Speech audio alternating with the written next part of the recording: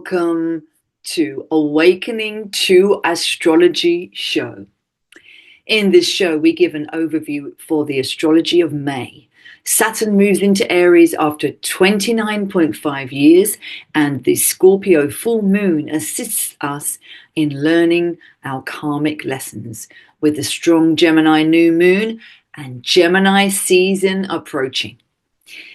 Chrissie Blaze is an astrologer who trained at the Faculty of Astrological Studies, London. She is an international speaker and author of 12 published books, including 6 astrology books. Her latest work is the pioneering book, Earth, Astrology's Missing Planet. Chrissie is a regular media guest and co-host of Aetherius Radio Live on Body, Mind, Spirit Radio. She was a direct disciple of renowned yoga master and founder of the Aetherius Society, Dr. George King, for over 20 years in London and Los Angeles. Chrissie is a healer who first learned to heal at age 14 and has practiced and taught this most of her life. She is dedicated to helping people unlock their spiritual potential and has taught aspects of spiritual practice to small and large groups worldwide. Chrissie lives in Michigan, USA, with her husband and fellow healer, teacher Gary Blaze. UK Health Radio, the station that makes you feel good.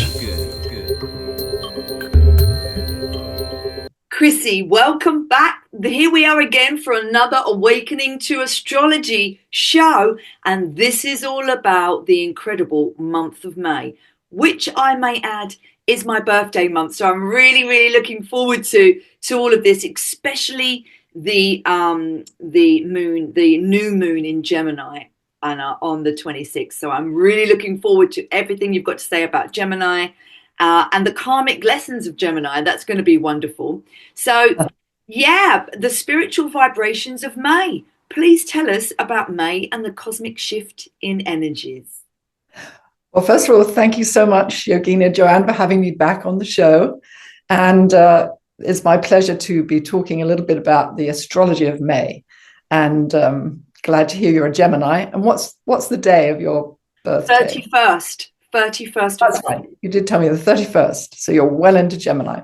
Okay, well, first of all, there's kind of a shift in May, which people who are sensitive and attuned to the planetary changes, and many people are actually, may feel that shift. Now, from April the 13th, the beginning of the year was crazy, as we all know, especially living in the US. We all know the beginning of the year was crazy with lots of change and very difficult to know what was happening because of all the retrograde planets. All the main planets were retrograde, which means they're going backwards and forwards, and you never know what to expect with that. Well, from April the 13th, you may have noticed a slight shift. It's still slightly crazy, but there's a slight shift. None of the planets will then retrograde from April the 13th. But on May the 4th, there's going to be another shift when Pluto goes retrograde for a long time, till October, actually. But I'll talk a little bit about that. Yeah. So this is all of these changes and all of these big changes that are going on with the planets are all part of this sort of global awakening that's taking place between this year and 2028. Wow. In preparation, I believe, for something really big and really important. Is that what you would call the event, the cosmic? There's an event, isn't it? It's like I mean, we don't know exactly what it will be, but I think it could be something really positive. In some ways, and really difficult in other ways, like the coming to the world of another great avatar, for example, which has been building up to, and all the world religions, including the Aetherius Society, talk about that as an event in our history. We always think of history as the past, don't we, Joanne? Yeah. It's now, and the cosmic masters have said this is the most important time in our history right now. So history is, every day we're making history. And this year is really important. Yeah. And May is a really important month, not just because of your birthday, but because of the planetary shifts I'll talk about. So Pluto retrograde is happening quite soon. it starts on May the 4th, and it's in Aquarius. Okay, and it went into Aquarius last year, as you probably know, and it went forwards and then it's backwards. And because it's such a slow-moving planet, the retrograde motions are slow too. So it will be retrograde until October. Well, what does this mean? Pluto is like the detective of the zodiac. It goes really deep and finds out all those issues we have deep within us and helps us to release them, because all the planets want to help us in our evolution. They're advanced living intelligences. And of course, it doesn't always feel like that, because difficulties are difficult to cope with for all of us. But often when we look back, and you probably had that experience, you look back at a difficult time and you think, wow, I really did learn a lot from that. And I've changed, for the better. And this is what Pluto in retrograde will mean for many of us. This is because it's going deep. It's working at the deeper levels of our being, if you like. And it's trying to get us to express our God nature more fully, our divine nature. But often we have things in the way, don't we? I mean, the lower self likes to come up with excuses not to do certain things. And so we have these ingrained patterns that kind of stop us from allowing our light to shine more fully. Yes. So Pluto retrograde, welcome the pain it might cause, because it's going deep within us and revealing things that we may have wanted to keep hidden, but remember that it's doing it so that you can get rid of these things and allow your light to shine a bit more brightly. So this is a good time, the next few months, to start working on deeper layers of yourself. Releasing the limiting beliefs and the things that don't serve you, so that you can make room for the light. Yes. Exactly. And it brings a sort of what I call a karmic pressure, as we sort of reveal parts of our karma, things we've perhaps bad habits we've picked up even from past lives that may be still there, that really we're ready to let go of. And I think an understanding of karma is essential for a deeper understanding of astrology. They go hand in hand. Now, people think that your birth chart, for example, is like your karmic pattern, but it doesn't mean to say that everything's inevitable. And your karma can't necessarily be changed, but the way we approach it can be changed. And Dr. George King, the founder of the Aetherius Society, the spiritual master, he was a tremendous, he really understood this law, and he knew how to use it in a positive way, this sort of positive manipulation of the law, if you like. Because he said that within the law of karma is a vein of compassion is built into this law. In fact, he wrote this lovely little booklet called Karma and Reincarnation, I think it's called, which you can buy, which I highly recommend. I think it's only $5, but it contains tremendous gems about the law of karma. Wow. And it's important in astrology because, for example, if you see... if you know a little bit about astrology, or you've been told that there's a very difficult time coming up for you, you kind of get fearful of it. It may be a difficult health period, or it may be you might sort of possibly lose your job or something that really affects us.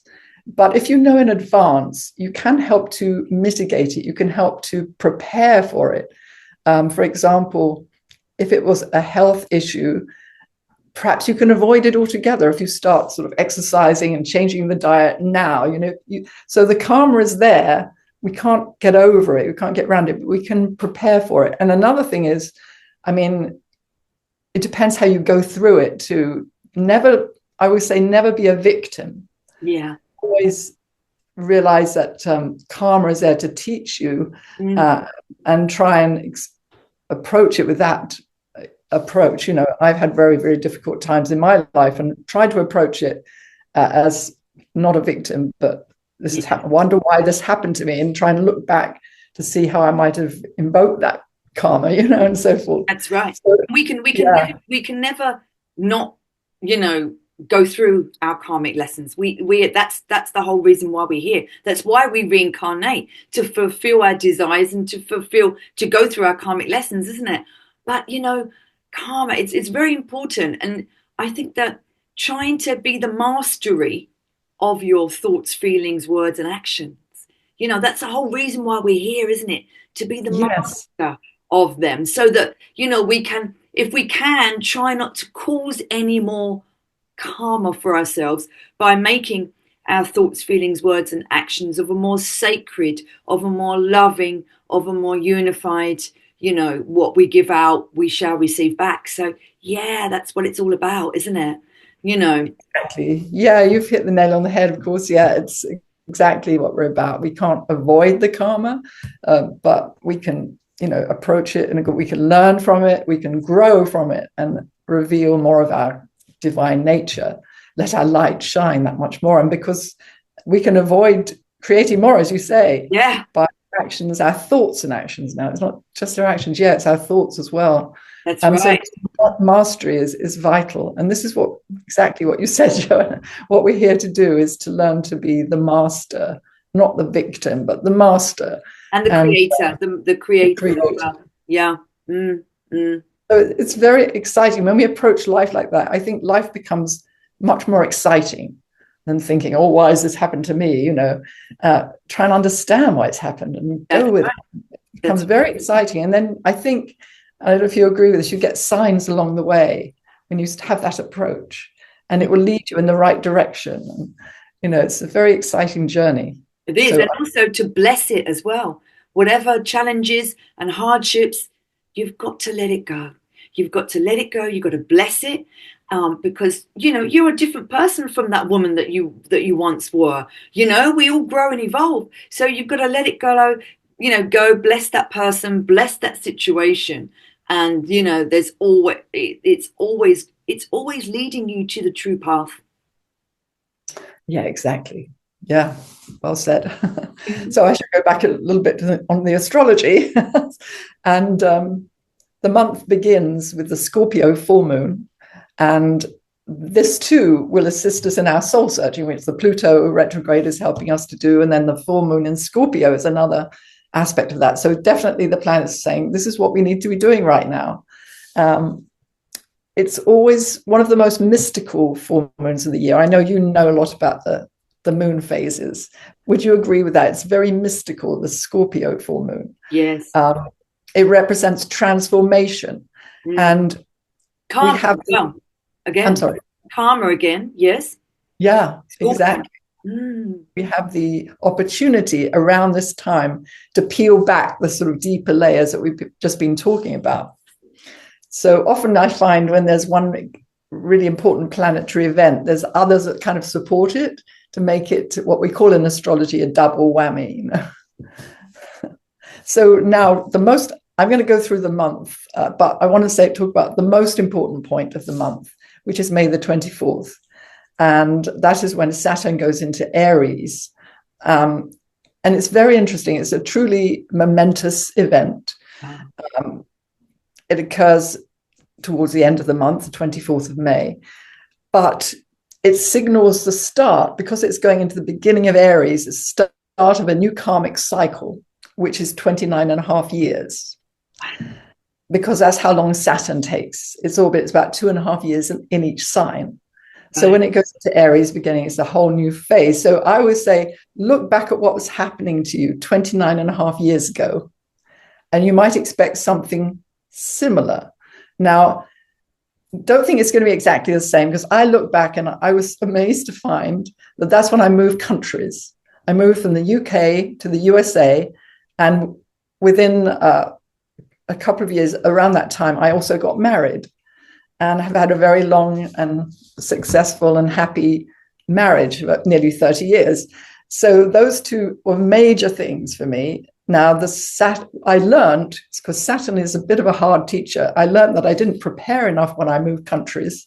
And it was a tremendously stressful time, the immigration process and everything. Mm-hmm. So look back at what happened to you, and it can be a similar thing. And with me, it was a very, very positive thing. Mm. Perhaps it could be a difficult thing, but see what you learned during that time. And wow. It's not going to be exactly the same, but it's going to be profoundly important. So, I mean, you may not be old enough, you might be younger than 29 and a half years old. So, of course, that wouldn't apply. But for many of us, or with me, I'm much older than that. I think I was coming back from Australia. I was 28. So, yeah, when you think about that, I lived over there for a while. And, yeah, that was pretty momentous coming back to England after all them years. So, yeah. Oh, yeah, that is. Yeah. So it may not be for you and me another move of countries. Well, I definitely probably won't be, but it will be. And with me, I felt my life my life in the UK was very, very great too. But it was another layer of my life that started, which was very great in other ways, So we can expect something very profoundly important to begin, but it's just a beginning of something. So don't expect manifestation so much. About the beginning of something new and something exciting, depending on what we put into this time. Approach this time, May the 24th. Start preparing now for a very exciting new journey, and take the Aries attitude of being brave and courageous. And don't think to yourself, oh, I can't handle that. It's too much for me. Know that if it's come into your life at this time, then it's important for you to go with it, because it's something you can really learn from. Yes. The spiritual, peaceful warrior of Aries. Yeah. Becoming the leader and then helping others to do so as well. That's, going for it, isn't it? Aries. Wow. 20. Yeah. We have our faults, but one thing, we tend to go for things, even if we don't feel that we can handle it. It's just the impulse is to go for something. And that's the impulse for everyone right now as we're approaching this Saturn in Aries. But be prepared. Don't just, fools rush in where angels fear to tread. That's not the time to do that. It's time to prepare. Say you want to start a new job or a new venture, or really, really prepare for it in the Saturnian way. Wow. Dot all the I's, cross all the T's, take your time, but don't run away from it, Brilliant. So I'm kind of excited about this Saturn in Aries. That's massive. It really is. Yeah. We both have our North Node in Aries. We do, yeah. We do. So that's it'd be helpful for us. UK Health Radio, the station that makes you feel good.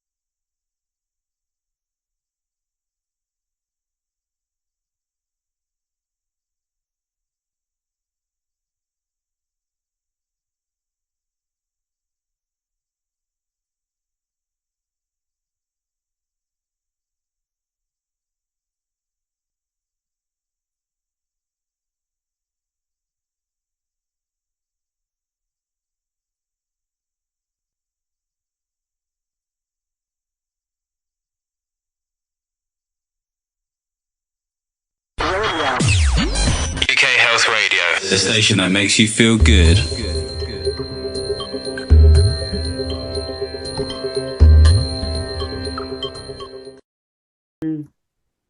But, you know, things do tend to slow down with Saturn. It's helpful. It's very helpful. So I'll just whip through the month. Yeah, go. May the 1st to the 3rd, very nice conjunction of Venus and Neptune. That's lovely. Kind of romantic time and a magical time of sort of harmony with relationships of any kind. You know, we may feel more compassionate and more open to other people, especially in matters of the heart, you know, close relationships. It's a very, very good time for things like creative visualization, spiritual practices, prayer for the world. Anything spiritual is highlighted with that lovely Venus conjunct Neptune. And it's May the 1st. When is that? What do we know? So May the 1st to the 3rd. So it's a nice 3-day period. Beautiful. And we need that before, on the 4th, Pluto goes retrograde, as mentioned. So, but again, a very good time with Pluto in Aquarius to pay attention to things like healing as spiritual practices. Always a good time to do that, of course. Well, on the world stage, without Pluto retrograde, we probably will see more ethical issues around things like AI, technology throughout that time. I mean, even now, you know, it's quite prevalent, but I think you'll hear more about that too. Now, the Scorpio Full Moon I mentioned, that's May the 12th. Yeah, May the 12th. And as Joanne said, it's an excellent time to release. It's a release time, isn't it? And work on emotional, I want to say emotional cleansing. Also, the planet Uranus is active under this full moon. So there's a little bit more instability, but it's asking us to be very authentic, very true to ourselves. And it will be, things may unfold at this time, but Uranus will give us the impetus to tackle whatever comes our way. And May the 17th to the 18th, I haven't picked up every date, but just the more important ones. The Sun makes a nice conjunction, it's called in astrology, to Uranus in Taurus. And this happens every year, this Sun-Uranus conjunction happens every year. But it occurs in Taurus for the first time in a while.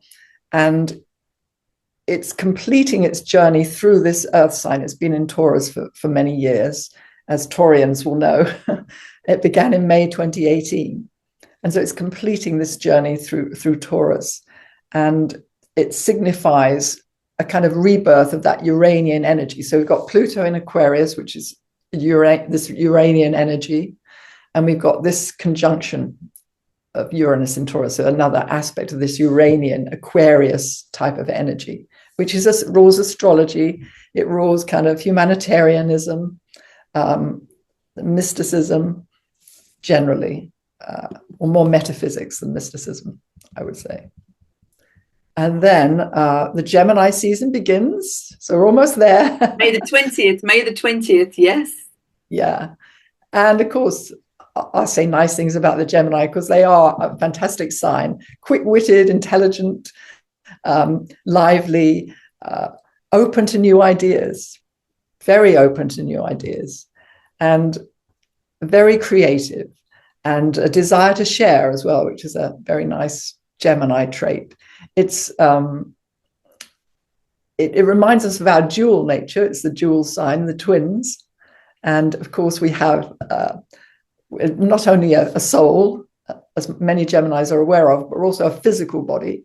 And Geminis tend to be in their heads a little bit. So it's very good. I know you're a yogini, Joanne, so you do work on the physical body through yoga and so forth, which is great.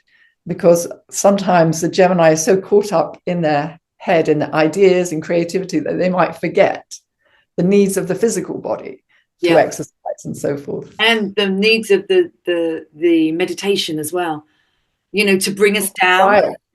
to calm that Gemini spirit, because sometimes you can go too high, you know, and I feel that, you know, it's meditation just calms me every day. You have to have that, you know, that connection.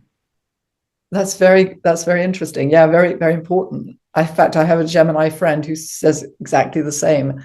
He's found exactly the same. So that is very, very important. Thanks for bringing that up. So just to say a little bit more about the 24th again, Saturn in Aries. I'm just going through the month. So this is a cosmic milestone, as I've mentioned. And it's one of the most significant events of this year, 2025. And this predominance of Aries energies, we've already got Neptune in Aries, and then we've got Saturn in Aries. It's not coincidental. Of course, nothing is, you know, as you know, there's a divine plan. And the planets, as intelligent beings, cooperate with this plan, this law of karma. They cooperate with it. And it's not by chance that we have this Aries energy. And on the one hand, it is a very good thing. It's a sign, as you say, the peaceful warrior, the spiritual warrior, but it also indicates that we're going to need that energy. There is this predominance. And this time of change in the world, we've already seen, it takes a lot of courage to go through it for many people, a lot of strength, fortitude, willpower. And we're leading up. So, you know, it's all very saying that all these wonderful times are coming. But as we know, being practical, before wonderful times can come, we have to go through the turmoil, usually clearing out the old. Yeah, that's right. The dark night, the painful part, the birthing of that, isn't it? It's the birthing process of the new. Yeah, and I think we're seeing that now in the world quite, you know, and it's painful. It's difficult for many, many people. So those of us who have been preparing ourselves diligently in different spiritual ways will find this a time of great purpose, exciting time, and one also of greater responsibility, because I think it's time that the spiritual person takes on more responsibility, because, you know, we're here learning wisdom and all these qualities that perhaps aren't prized in the world enough.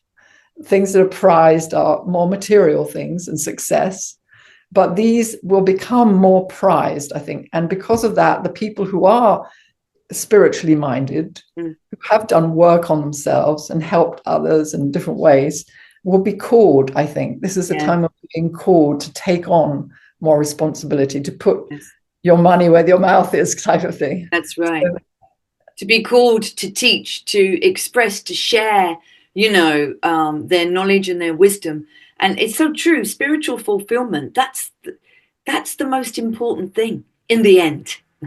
In the end, you might go through many years of accumulation and, you know, on the material plane and, you know, things, and then, but it always comes down to spiritual fulfillment.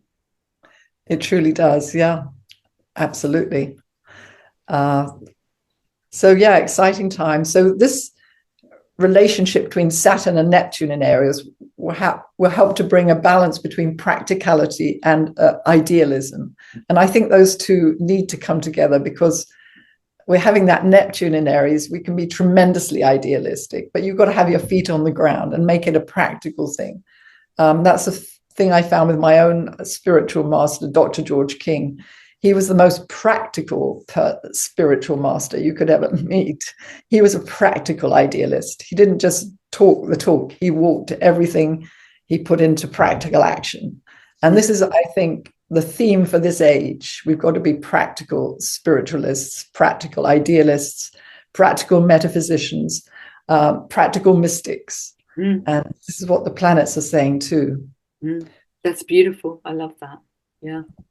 Yeah. So your birthday is just after the new moon, isn't it? So that's So the Really new moon important. is on May the 26th, Gemini new moon. Yeah, tell us about that. I'm excited for that one, for the build. Yeah, because the influence will still be around your birthday. Yeah, so it should be really, really good. New beginnings helps to bring a balance to the body and the mind and the soul. Will help to bring that balance, and to the bringing together of the earthly realms and the realms of the spirit. I'm just saying, a practical idealist. Now, we may find ourselves needing to be practical, but also allowing the incoming divine guidance, which we can really get at this time. There'll be a lot of this sort of divine guidance coming in. So quiet times are essential, as you mentioned, for us all during this new moon period. It's a time of action always, the new moon, but don't neglect the quiet time so you can allow this guidance to come in, because it's very, very strong, this particular new moon. Mercury is very active under this new moon. And so it's going to pay close attention this time, all of us, to signs, synchronicities, however small they might be. I have a friend, actually Richard, who reads number plates of cards, and So things do like I. that. So do Oh, I. yeah. I saw 777 today. I was walking along, and I was like, whoa. Yeah. But I have another friend who he has this number, I think it's 4488 or something. When that comes up, that he follows the signs. So the signs are very real, whatever they are for us. So follow these signs at this time of the new moon, just before and after it, for several weeks after it. There'll be lots of signs coming up and synchronicities. And so it's kind of exciting, and they will guide us in the right way. So, and I know you're a new moon person and it's your birthday time. So do you have any suggestions for people during this time as well? Yes, but for the new moon, I believe that, the full moon is where we all celebrate and bring that peace and love into us from the cosmic moon, from grandmother moon. And then we can give that peace and love out, to all of humanity. But I think the new moon is very personal, and I would, do a personal little ritual ceremony for your intention for the next lunar month, from this new moon to the next new moon. Putting your intention, focusing on your intention, writing it down, having all your tarot cards or your crystals around you, and invoking the energies and, whatever you believe to be source, God, goddess, the angels, and asking for their help, and grandmother moon, in bringing your manifestation to come through, and really focusing on it, speaking it out, and then writing it and putting the paper into 3. And I always like to sleep on it while your candle is burning down. Really important, Great tips for everybody. Thank you. Yeah. UK Health Radio, the station that makes you feel good.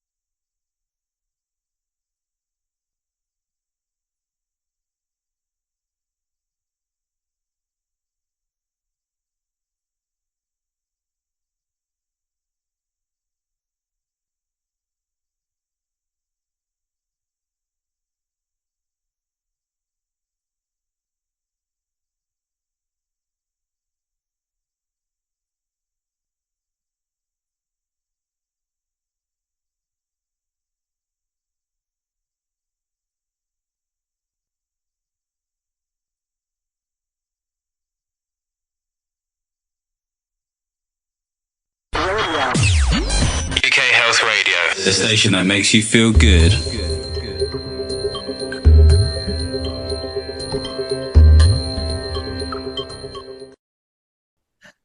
So that's more or less the important dates in the month, apart from your birthday, which is the most important, I know. Yeah. Yeah. I love birthdays, don't you? I know. I'm having a birthday party for the first time in many years, so it's going to be really good. This is going to be a good year for you, I can tell. Yeah. So apart from the astrology of May 2025, I want to highlight a significant date in metaphysical history. And this is according to the cosmic teachings of the Aetherius Society. So are you okay for me to Sure, of course, yeah. discuss that? Because I always think these dates are important just as the planetary movements, and they all work together. Now, May the 8th is the date, May the 8th, 1954. And this date is commemorated every year by the Aetherius Society, but it's a globally important date. It's something that affects everybody. It marks the beginning of an extraordinary cosmic journey. And all these events in history, in astrology, every moment in time holds within it great potential, like the moment we're born. Our birth chart, from our birth chart, is our karma. So it holds great potential for every single life stream. And it's the same with an event. That moment it's born, it can either like die on the vine, or it can blossom into something tremendously important that affects the entire world. And I believe that this date, May the 8th, is called the command. It is a date that, well, in the future, will be recognized by the entire world. Wow. I'll just tell you the story. It's a fascinating little story. Dr. King was practicing yoga for many years, for 10 years, 10 hours, up to 10 hours a day on top of his job, very dedicated to that. And it was early in 1954. He was living in a flat in Maida Vale in London, a little flat. And he was contacted by, he was washing the dishes at the time in the kitchen and heard a voice that was outside of himself.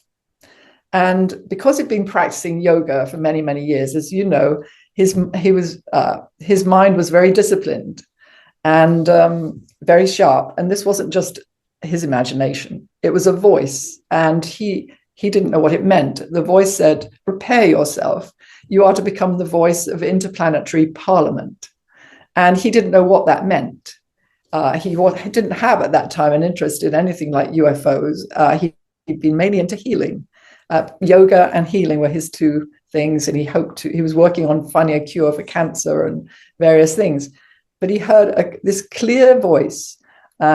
He didn't understand it, but he said he's going to find out what that means. So he locked himself into a room and he said, I'm going to find out whatever it takes.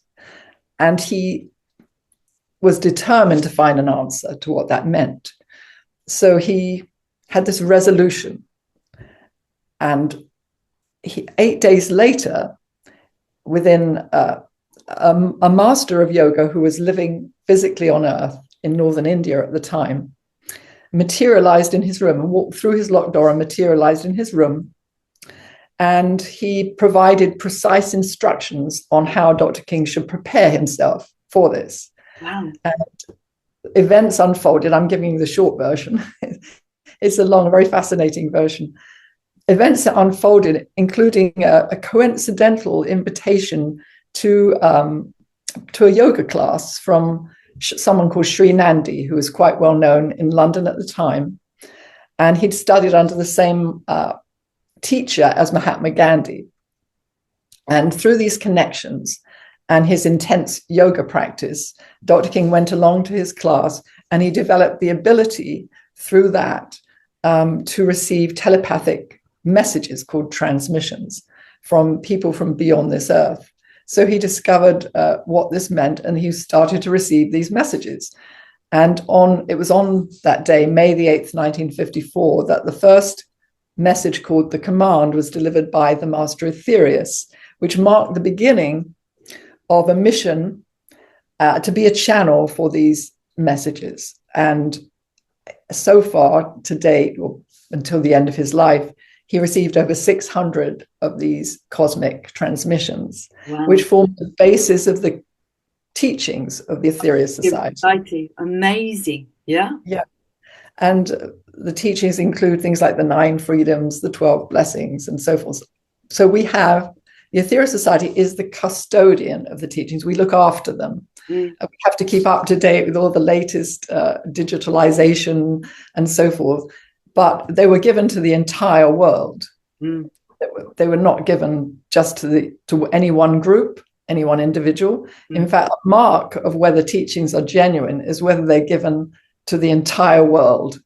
And they're usually very practical as well. They're usually things that we can do to help us change for the better. That's right. It's like the practice of healing. When I went to the Aetherius Society, it was just wonderful, all to come together and practice healing and giving out that beautiful love light energy, and healing others is so good, so amazing. The Aetherius Society it teaches so many different things. It's so wonderful. Yeah, I know there's so many different aspects to it. Yoga and karma and spiritual. It's beautiful, really is. Yes, it is. Life on the other planets, advanced life on other planets is one of our teachings in this solar system. Yeah. And now, of course, they say, well, that's impossible. But of course, they're not necessarily. We have life around this Earth. When we die, we pass on, but we don't necessarily. It's just another multi-dimensional realms that we don't even know about.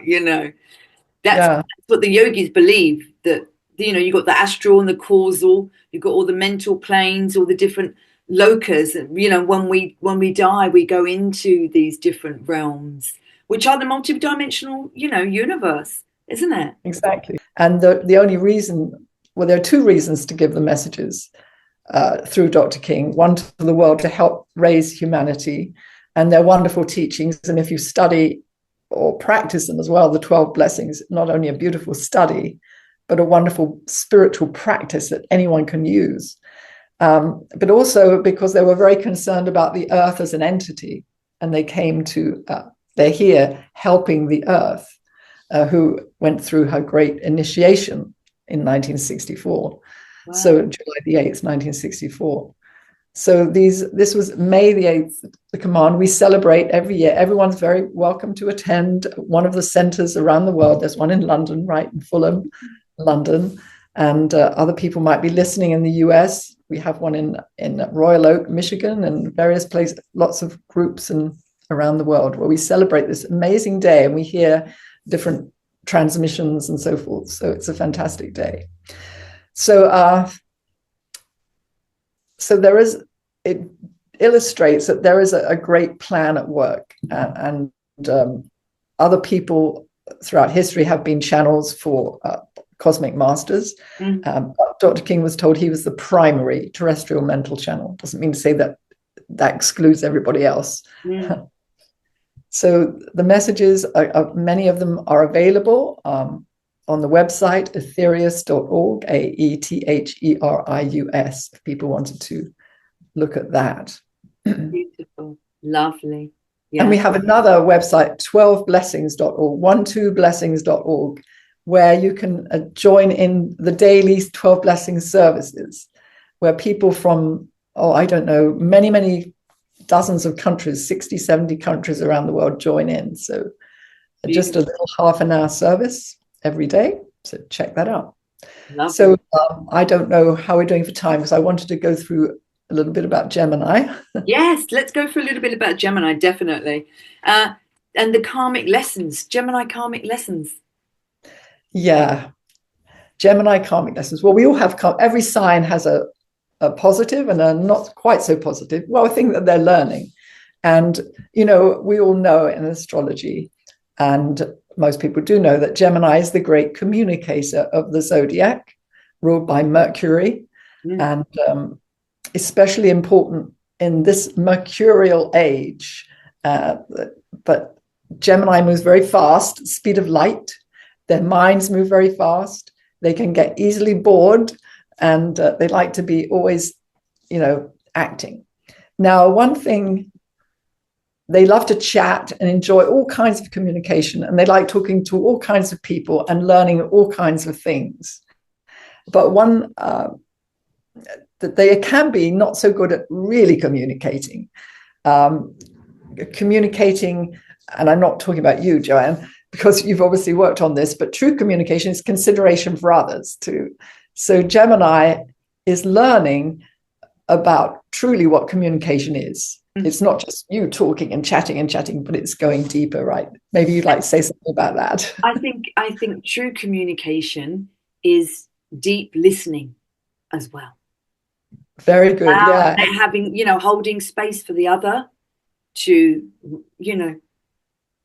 to release and share. And so therefore we deep listen. We become quiet and we allow that sharing. It's very important. Yeah. Absolutely. So here's a Gemini who's learned the lessons of that particular lesson of the Gemini. And it's so important because, people often say, well, I'm nothing like my sun sign. I don't like being a Virgo or this. But there's a reason why we are a certain sun sign. And it's our power. It's like the director of the play of our lives is our sun sign. And we have to inhabit it. And learn the lessons of it, and that's great. Gives us great power. Yes, and that's why I wrote a book just on the suns called Superstar Signs, just on the sun signs. It's so important. So there's other lessons too. Gemini can be too wrapped up in what they're doing to worry much about other people at times, and very, very. Again, there's this aspect of sharing, which an aspect of caring, and something Gemini has to work out at, even if they find that what they're involved in, the other person is boring. Something they have to work at. As you say, they have to give a place to the other person. But once they learn the lesson, they become the sort of noble messenger of the zodiac. And this is Hermes, isn't it? In sort of alchemical respects. The Hermes is very, very important, the messenger. And I think Gemini, particularly at this time, I found a lot of Geminis tend to be spiritual leaders, interestingly. And I think it's because they're like messengers of the gods, if you like. They can be. So they can, if I could just give my website. Yes, of course. I have one called astrologycity.com, which I need to update. And I have Chrissie Blaze, which gives my books, ChrissieBlaze.com. And there's Aetherius.org, which I mentioned. Lovely. Well, thank you so much. And I look forward to the next one, which is going to be June. Yeah. And who's in, and June is which sign? Oh, I see. So Cancer. Oh, there. Cancer. Sign of Cancer. Yeah. My moon is in Cancer. Oh, really? Oh, that's wonderful. Yeah. And Jupiter comes out of Gemini and goes into Cancer. It does, yeah. That's interesting why you're very attuned to the new moon and the full moon phases. Because it's Cancer. Moon in Cancer, yeah. Interesting. Yeah, wonderful. Yeah. Yeah, it's a good place to have the moon, yeah. Oh, thank you so much, Chrissie. That was wonderful. Thank you. So have we finished? Yeah. I'm gonna cut it off. Yeah.